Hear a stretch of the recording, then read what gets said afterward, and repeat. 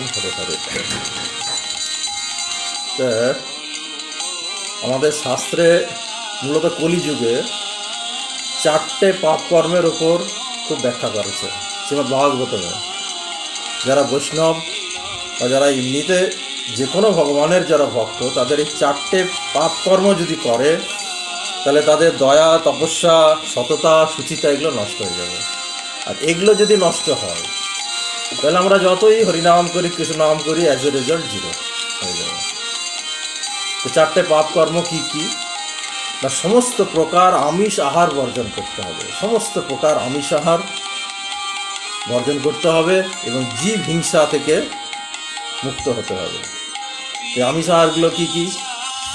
যেমন মাছ, মাংস, ডিম, এগুলো হচ্ছে জীব হিংসা, এবং পেঁয়াজ, রসুন, মুসুরির ডাল ইত্যাদি। এগুলো যদি আমরা বাদ না দিই তাহলে আমাদের দয়া আসবে না। আর ভগবান কৃষ্ণ বলেছেন দয়া, তপস্যা, সুচিতা, সততা, এই 4টে হচ্ছে ধর্মের স্তম্ভ। ধর্মের স্তম্ভ হচ্ছে দয়া, তপস্যা, সুচিতা এবং সততা।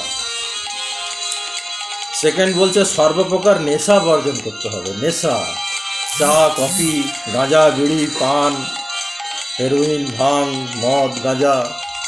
হরিনাম কীর্তন গাইছে, আবার খৈনি খাচ্ছে, খৈনি টিপে খৈনি খাচ্ছে, বিড়ি খেয়ে আস, এবার হরিনাম দলের সঙ্গে সে কীর্তন গাইছে। তো এগুলো কী হলে, এগুলো খেলে কী হবে? তপস্যা নষ্ট হয়ে যাবে।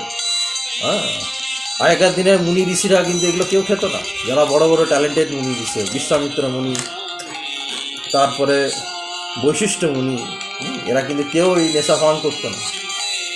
থার্ড বলেছে সর্বপ্রকার দ্রুত ক্রীড়া।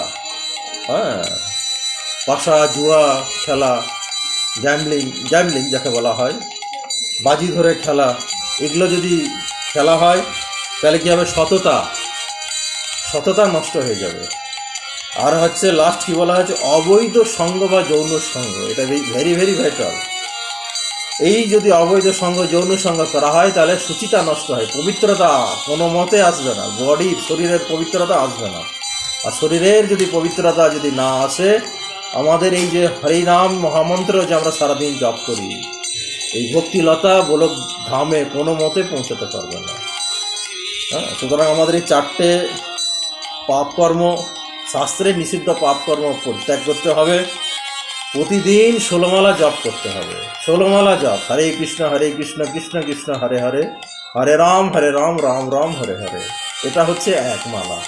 এইভাবে 108 মালা জপ করতে হবে। 108 মালা হলে 1 মালা, এইভাবে 16 মালা ডেলি জপ করতে হবে। ভগবান কৃষ্ণের প্রসাদ খেতে হবে। কৃষ্ণ প্রসাদটা কি? না, সারাদিনে আমরা যেটা খাবো সেইটা ভগবানকে নিবেদন করে খেতে হবে। এই কথাটা ভগবান গীতাতে বারবার বলেছে যে তুমি যদি আমাকে নিবেদন করে না খাও তাহলে প্রতিদিন পাপই খাচ্ছ, পাপই ভক্ষণ করছো। আর এই পাপ যত ভক্ষণ করছো তত পাপের ঘোড়া বৃদ্ধি পাচ্ছে। হ্যাঁ, আমি মুখে ভাই নিরামিষ খাই, হ্যাঁ আমি হরিনাম কীর্তন করি, হরিকথা শুনতে যাই, এদিকে ভোগ না লাগিয়ে খাচ্ছে, তাহলে কি হচ্ছে? তার পাপই বাড়ছে। ভগবান কৃষ্ণ নিজের মুখেই কথাটা গীতাতে বলেছে। এবং সেকেন্ড কি বলছে? সাধু সঙ্গ। সর্বশাস্ত্রে কহে সাধু সঙ্গ। সাধু সঙ্গ বলতে শুদ্ধ বৈষ্ণবের সঙ্গ করতে হবে এবং গীতা, ভাগবতম এগুলো অধ্যয়ন করতে হবে। এরা হচ্ছে ঋষিদের কথা। হ্যাঁ, শুদ্ধ বৈষ্ণব সঙ্গ করতে হবে। হ্যাঁ, সাধু সঙ্গ। রাবণও সাধু ভেসে এসেছিল, কিন্তু সে সাধু নয়। বাজারে বহু সাধু ঘুরে বেড়ায়, হ্যাঁ, তারা সাধু নয়। জাজমেন্ট করতে হবে শুদ্ধ বৈষ্ণবকে। হরে কৃষ্ণ কৃষ্ণ কৃষ্ণ হরে হরে, হরে রাম রাম রাম হরে হরে।